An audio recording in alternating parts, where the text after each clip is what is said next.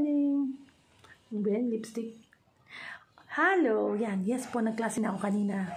Kaya lang busy talaga ako. At ngayon, ako'y palabas. At ako'y mamamalengke. Yes, mamamalengke ang teacher nyo. May pamalengke tayo today. Ilang linggo na tayong walang palengke.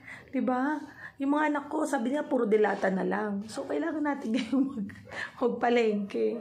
At kailangan, dahil lalabas tayo minsan-minsan lang naman. Diba? Yan, gamitin natin itong monochromic, photochromic, whatever chromic na salamin.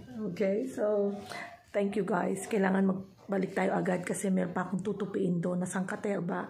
Yan, marami pa akong tupiin. So, I'll see you later. Bye! Kailangan talaga nating sana hindi man masyado mainit. O, nasa basket po yan. Yang itong salamin na to. Okay?